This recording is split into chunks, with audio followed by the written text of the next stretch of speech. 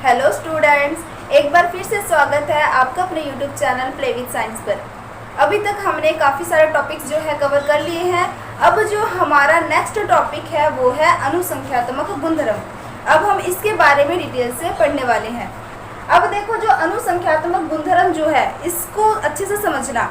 देखो, इसमें हेडिंग से आपको पता चल रहा है, यानी जिसमें हम अणुओं की संख्या के गुणधर्मों की बात करेंगे। क्लियर बात। जैसे मान लो आप कोई भी सॉल्यूशन लेते हो, कोई भी विलयन लेते हो। अब उस विलयन के अंदर आपने विलय की संख्या कितनी ली है, हम उस पर डिस्कशन करेंगे, ना कि विलय की प्रकृति क्या है उस पर। समझ आई बात। यानी हमारा जो सॉल्यूशन है, जो हमारा विलयन है, उस विलयन को बनाने में विलायक के अंदर विलय के कितने अणुओं की संख्या गई है, कितने अणुओं की संख्या ने भाग लिया है, वो हमारे अनुसंख्यात्मक गुणधर्म वाले टॉपिक में हम क्लियर करेंगे। ठीक है, तो इसकी डेफिनेशन को आप समझें। डेफिनेशन क्या है देखें, वे सभी गुणधर्म जो विलयन में उपस्थित कुछ कणों की संख्या तथा विलय कणों की संख्या के अनुपात पर निर्भर करता है। ठीक है, मतलब जो विलय कणों की संख्या है उस पर, उसके रेशियो पर निर्भर करता है, न कि विलय कणों की प्रकृति पर। यानी हमें कोई मतलब नहीं है हमारा विलय किस प्रकृति का है। हो सकता है वो गैस हो, वो आपका ठोस हो, वो आपका द्रव हो। विलय आप कुछ भी ले सकते हो, जैसा कि आपको पता है। तो जो विलय कणों की प्रकृति है उससे हमें कोई मतलब नहीं है, लेकिन जो आपके विलय कण है वो उसमें कितनी संख्या में भाग ले रहे हैं सॉल्यूशन बनाने के लिए, आज हम उस टॉपिक के बारे में डिस्कस करने वाले हैं। अब जो आपका अनुसंख्यात्मक गुणधर्म वाला टॉपिक है उसके 4 पॉइंट है। फर्स्ट पॉइंट है आपका वाष्प दाब में अपेक्षिक अवनमन। अवनमन का मतलब होता है कमी। ठीक है, अवनमन का मतलब क्या होता है? कमी। तो वाष्प दाब में कमी कैसे आएगी उसके बारे में पढ़ेंगे। दूसरा है क्वथनांक में उन्नयन। उन्नयन का मतलब होता है वृद्धि। ठीक है, नेक्स्ट है हिमांक में अवनमन। हिमांक का मतलब पता है आपको, जमना। ठीक है, तो हिम का मतलब बर्फ है, आप जानते ही हो, तो हिमांक का मतलब जमना। अवनमन यानी अपने बोल सकते हैं कमी। और जो सबसे लास्ट टॉपिक है वो है परासरण दाब। ये सारा जो है हम डिटेल से पढ़ने वाले हैं, तो जल्दी से आप इसका स्क्रीनशॉट ले लें, फिर हम बात करेंगे नेक्स्ट टॉपिक के बारे में।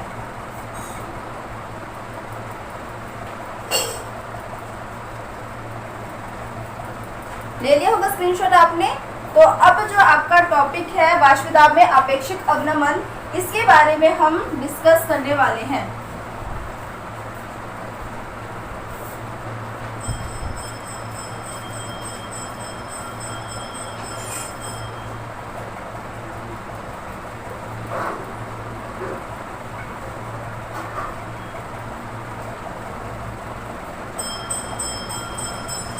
देखो, वाष्प दाब में अपेक्षिक अवनमन की अगर हम बात करते हैं तो इसको समझना। देखो, मानो आपने पहले क्या ले रखा है, विलायक ले रखा है। क्या ले रखा है? विलायक ले रखा है। तो अगर हम इस विलायक की बात करते हैं तो ये जो विलायक है ये पूरी तरीके से क्या है, प्योर है, यानी इसमें किसी भी प्रकार के विलय के कण नहीं मिलाए हुए। ठीक है, अब अगर हम बात करते हैं इस विलायक के अंदर अगर दाब लगेगा वाष्प के द्वारा विलायक की सतह पर, या फिर जो आप द्रव ले रहे हो इसकी सतह पर दाब लगेगा, तो दाब लगने के कारण ये सारे के सारे आपके क्या होने लग जाएंगे, वाष्पित होने लग जाएंगे। ये आपको पता ही है, नॉर्मल कॉन्सेप्ट है, अभी कुछ नहीं बताया मैंने सिर्फ इतना बताया है कि आपने विलायक लिया है, और विलायक आपको पता है जो आपका द्रव है इसकी सतह पर जैसे ही दाब लगेगा, वाष्प दाब लगेगा, वाष्प दाब लगने से विलायक आपके वाष्पित होना शुरू कर देंगे।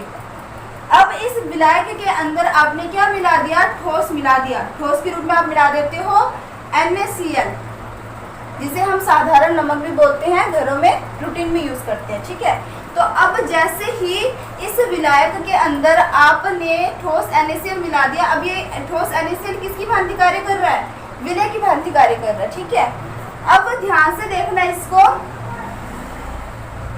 ये जो आपका विलायक है, इस विलायक में आपने NaCl मिला दिया है, तो इसके सतह पर अब NaCl के कण भी क्या हो जाएंगे, एकत्रित हो जाएंगे। क्लियर बात। अब ये जो कॉन्सेप्ट अभी मैं समझाने वाली हूँ इसको आप अच्छे से समझना। ठीक है, अब इसमें देखो क्या होता है कि जैसे ही आपने इसमें NaCl के कण मिला दिए हैं ना, तो आप देखोगे कि इसकी सतह पर अब NaCl के कण भी क्या हो रहे हैं, एकत्रित हो रहे हैं। अब इसकी सतह पर NaCl के अगर कण एकत्रित होंगे तो देखो वाष्प के द्वारा दाब तो इन पर भी लगेगा, लेकिन वाष्प के द्वारा दाब लगने के बावजूद भी पहले की तुलना में ये कम वाष्पित होंगे। ऐसा क्यों होता है? क्योंकि अब आप देखोगे ये जो सतह है ना, इस पे NaCl के भी कण आ चुके हैं। पहले क्या हो रहा था, पहले जो आपका विलायक था वो पूरी तरीके से विलायक के कणों द्वारा घिरा हुआ था, सतह जो था वो पूरी तरीके से द्रव द्वारा घिरा हुआ था, तो जो दाब लग रहा था, वाष्प दाब, वो बहुत ही इजीली लग रहा था और ये वाष्पित भी बहुत ज़्यादा हो रहे थे। लेकिन अब इसमें आपने NaCl के कण भी मिला दिए हैं। अब ये NaCl के कण क्या कर रहे हैं, इसकी सतह पर एकत्रित हो रहे हैं। मतलब मैं ये बोल सकती हूँ कि आपको थोड़ी जगह पर द्रव दिखेगा, थोड़ी जगह पर NaCl के कण दिखेंगे, ठीक है। यानी प्योरली अब विलायक के कण नहीं है, क्योंकि आपने वाष्प दाब जो है, आपने स्टार्टिंग में मैंने आपको बता रखा था कि जो द्रव होता है ना, उसकी सतह पर वाष्प के द्वारा दाब लगेगा तो ही वाष्प के कण बनेंगे, यानी आपका जो द्रव होगा वो वाष्पित होगा।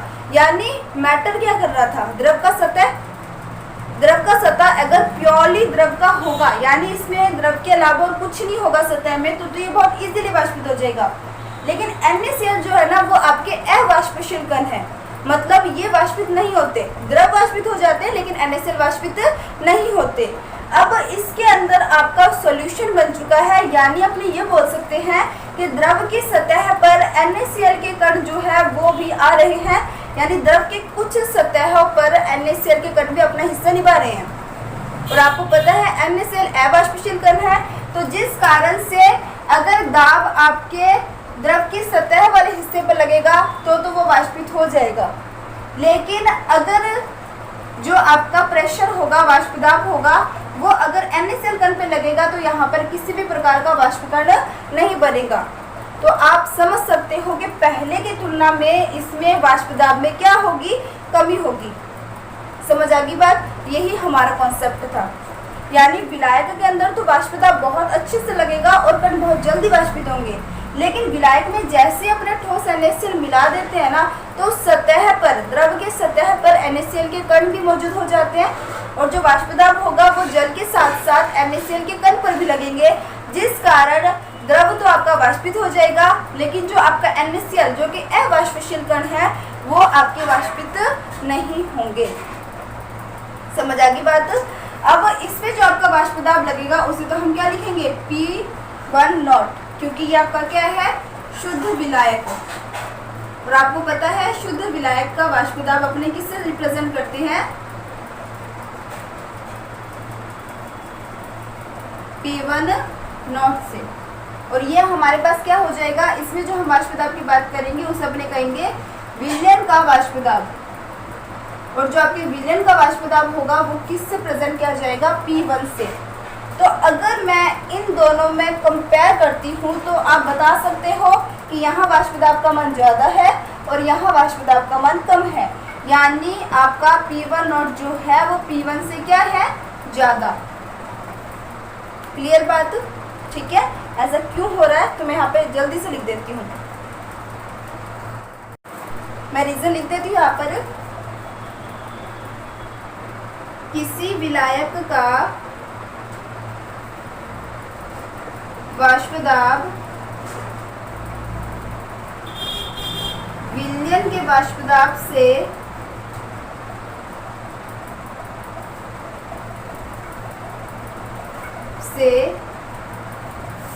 अधिक होता है, क्योंकि विलयन में ठोस अवाष्पशील विलय पदार्थ को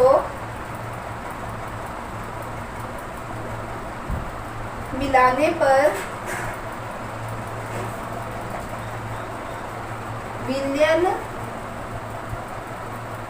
की वाष्पशीलता में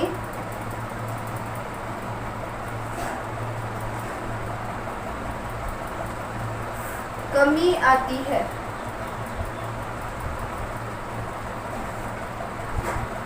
क्लियर? तो आप जल्दी से इसका स्क्रीनशॉट ले लें, फिर उसके बाद अपने बात करेंगे इसके आगे वाले पॉइंट्स के बारे में। ठीक है,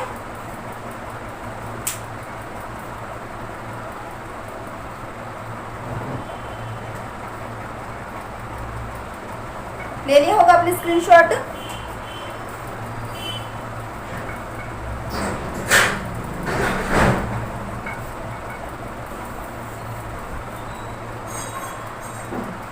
अब अपने बात करेंगे अवनमन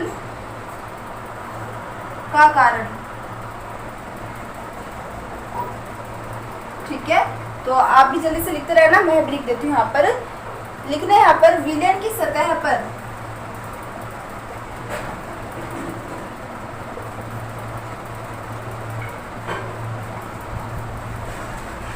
विलय तथा विलायक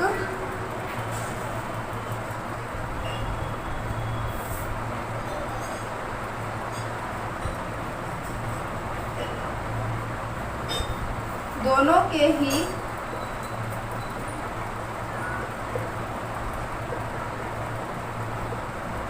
अणु उपस्थित रहते हैं।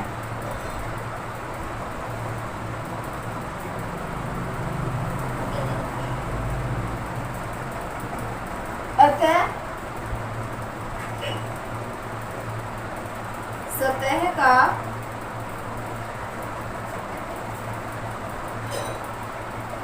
विलायक अणुओं द्वारा घिरा हुआ भाग कम रह जाता है।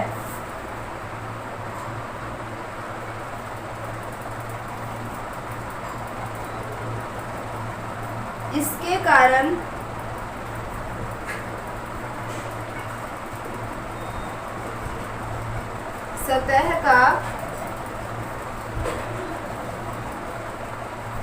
सतह को छोड़कर जाने वाले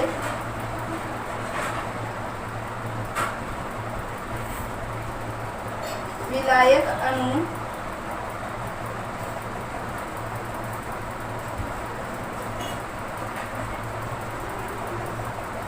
की संख्या भी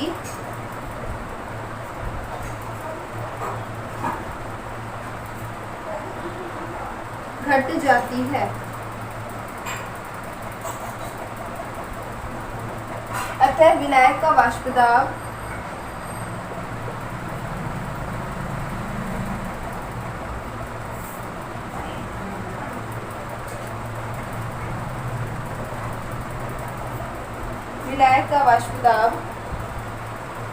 भी कम हो जाता है।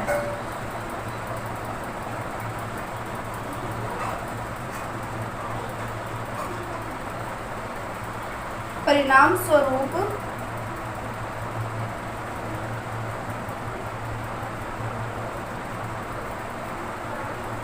दिए गए ताप पर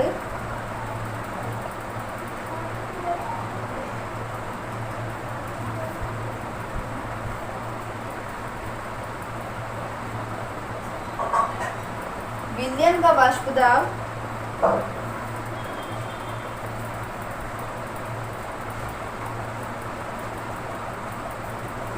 शुद्ध विलायक के वाष्प दाब से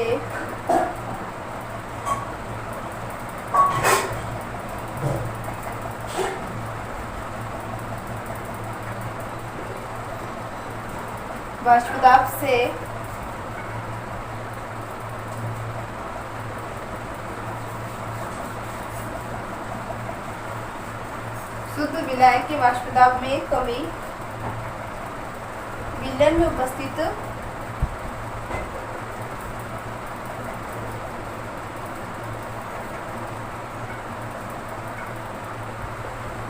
अवाष्पशील विलय की मात्रा पर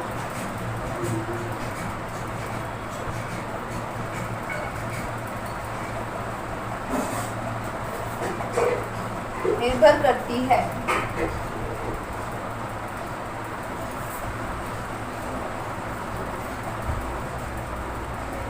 न्याय की प्रकृति पर।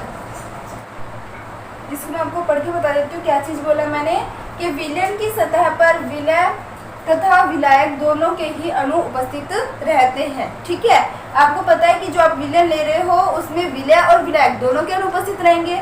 नेक्स्ट बोल रहा है, अतः सतह का विलायक अणुओं द्वारा घिरा हुआ भाग कम रह जाता है। अब ऑब्वियस सी बात है, विलायक के अंदर आपने विलयन मिला दिया है, विलय मिला दिया है। जो आपका विलयन बन चुका है उसमें सतह पर विलायक के अणु अब क्या हो गए, पहले की तुलना में कम हो गए। इसके कारण सतह को छोड़कर जाने वाले विलायक अणुओं की संख्या भी क्या हो जाती है, घट जाती है, यानी कम हो जाती है। नेक्स्ट, अतः विलायक का वाष्पदाब भी कम हो जाता है। परिणाम स्वरूप दिए गए ताप पर विलयन का वाष्पदाब शुद्ध विलायक के वाष्पदाब में कमी विलयन में उपस्थित अवाष्पशील विलय की मात्रा पर निर्भर करती है। यानी अब जो वाष्पशीलता के मान में कमी आ रही है वो कैसे आ रही है, क्योंकि आपने विलायक के ऊपर विलय के जो कण हैं जो उसमें उपस्थित थे वो क्या कर रहे हैं, वाष्पित नहीं हो रहे। तो आप देख रहे हो कि अब जो हम कणों की बात कर रहे हैं कि जितने ज़्यादा विलय के कण होंगे विलायक में उतनी ही उसकी वाष्पशीलता में कमी होगी। यानी हम कण की बात कर रहे हैं, अणुओं की संख्या की बात कर रहे हैं, उसकी प्रकृति से हमें कोई मतलब नहीं है। तो आप जल्दी से स्क्रीनशॉट ले लें, फिर आगे बात करते हैं अपने।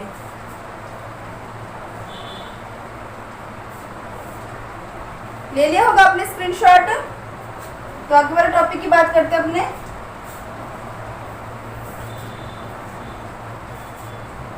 अब देखो, इसके अंदर आपको पता है कि जो x1 है वो किसको बताएगा, विलय के मोल अंश को बताएगा। किसको बताएगा, विलय के मोल अंश। और जो x2 है वो किसको बताएगा, तो वो बताएगा विलायक के मोल अंश।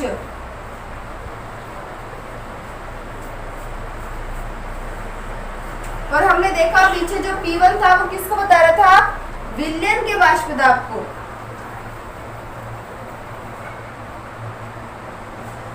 ठीक है, तो आपको पता है कि पीछे हमने नियम पढ़ा था कि आपने ध्यान से पढ़ा होगा, P समानुपाती क्या था, x। यानी मैं बोल सकती हूँ P1 समानुपाती क्या हो जाएगा, x1।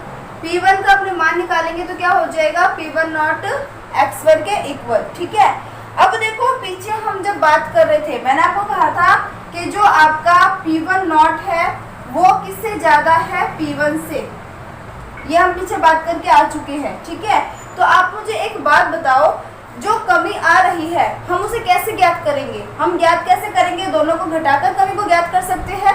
यानी वाष्प दाब में टोटल कितनी कमी हो रही है ये हम कैसे ज्ञात करेंगे, जो आपका विलायक का वाष्प दाब है और जो विलयन का वाष्प दाब है दोनों को माइनस करके ज्ञात करेंगे, है ना।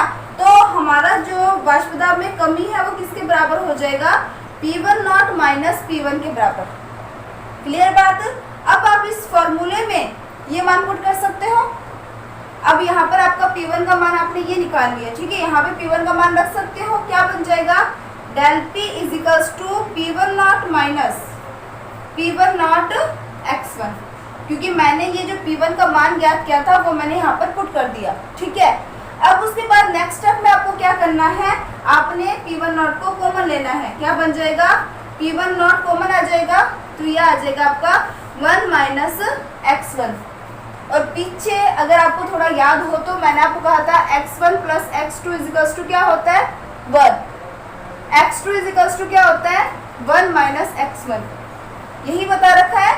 तो यहाँ से मेरा जो 1 माइनस x1 है उसका मान मैं क्या रख सकती हूँ, x2। यानी मेरा फॉर्मूला बन जाएगा डेल P बराबर P1 नॉट x2। बन गया फॉर्मूला। अब देखो ये जो x2 है, x2 का मतलब क्या होता है, जब हम पीछे मोल अंश की बात कर रहे थे तो मैं यहाँ पे साइड में लिख लेती हूँ कि जो x2 होता है वो किसके बराबर होता है, n2 अपॉन में n1 प्लस n2। ये सारे पीछे करवाए हुए हैं, बस मैं मान पुट कर रही हूँ। ठीक है, तो अब आपको पता है n का मतलब होता है मोलों की संख्या, और हम जब किसी के मोलों की संख्या ज्ञात करते हैं यानी n का मान ज्ञात करते हैं तो फॉर्मूला होता है भार अपॉन में अनुभार, यानी मैं ये बोल सकती हूँ W अपॉन में M। ठीक है, तो सबसे पहले तो आप यहाँ पर x2 का मान पुट करोगे, यहाँ पे लिख देती हूँ x2 का मान पुट करोगे तो क्या बन जाएगा, डेल P बराबर P1 नॉट, और x2 का मान क्या है आपके पास, N2 अपॉन में N1 प्लस N2। क्लियर। अब अगर हम इस हिसाब से N2 का मान देखें तो क्या हो जाएगा, W2 अपॉन में M2, और N1 का मान देखें तो क्या हो जाएगा, W1 अपॉन में M1। क्लियर एकदम। तो यहाँ पर हम यहाँ पे लिख देती हूँ मैं, कंफ्यूज मत होना, थोड़ी सी जगह यहाँ पे कम रह गई आपकी। ये तो पीछे वाला, ये तो बस आपको याद दिलाने के लिए था, तो मैं रेस कर देती हूँ इसको। यहाँ पे क्या आ जाएगा आपका, डेल P बराबर P1 नॉट, N1 का मान अभी हमने देखा क्या बनेगा, N2 का मान हो जाएगा W2 अपॉन में M2, अपॉन में इसका मान रख देंगे W1 अपॉन में M1 प्लस W2 अपॉन में M2। क्लियर बात। अब देखो, अगर आपका विलयन अत्यंत तनु है, यहाँ पे कंडीशन आ जाता है, यदि विलयन अत्यंत तनु हो तो, देखो विलय तनु कब होगा, जब आपके विलायक के अंदर विलय के मोलों की संख्या कम होगी, है ना। जब विलय के मोल कम होंगे तभी आपका विलयन तनु होगा। और यहाँ पर विलायक जो है वो आपका, मैंने आपको पीछे बताया था, N2 वाला किसका होगा, विलायक का होगा, N1 वाला किसका होगा, विलय का होगा। तो ये तो आपके किसके हैं, विलायक के मोल, और ये किसके हैं, विलय के मोल। तो यहाँ पर मैं बोल सकती हूँ कि W अपॉन में, जो आपका W1 अपॉन में M1 है, इससे काफ़ी कम है आपका क्या, W2 अपॉन में M2। ठीक है, जब विलयन आपका अत्यंत तनु होगा तो उस टाइम जो आपके विलय के मोल होंगे वो बहुत कम हो जाएंगे। तो ये तो विलय के मोलों को बता रहा है 2, और 1 किसको बता रहा है, विलायक को। तो विलय के मोल जब कोई भी चीज़ बहुत ही ज़्यादा कम होती है तो हम उसको नगण्य मान लेते हैं और नगण्य मान के छोड़ सकते हैं। तो अब जो हमारा नया फॉर्मूला बन जाएगा वो बन जाएगा डेल P बराबर P1 नॉट W2 अपॉन में M2। अब इस चीज़ को तो हमने क्या कर दिया, नगण्य मान लिया। ठीक है, क्योंकि ये काफ़ी तनु है। पीछे क्या बच गया, W1 अपॉन में M1। अब W1 अपॉन में M1 क्या है, इसके बटे में है। कोई भी संख्या जब बटे में होती है तो हम उसको गुणनफल में भेजेंगे तो क्या हो जाती है, अपोजिट, यानी आपका बन जाएगा M1 अपॉन में W2। तो ये बन गया आपके वाष्पदाब का फॉर्मूला। आप जल्दी से इसका स्क्रीनशॉट ले लें। ठीक है, आई थिंक समझ आ गया होगा आपको ये।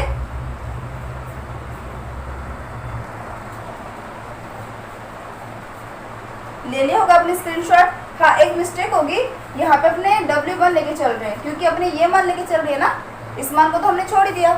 ठीक है, तो मेरे हिसाब से आज जितने भी टॉपिक आपको करवाए हैं वो सारे अच्छे से क्लियर हो गए होंगे। फिर भी कोई डाउट रह जाता है तो आप लोग कमेंट करना, और जो चैनल पे नए हैं तो वो सब्सक्राइब करना और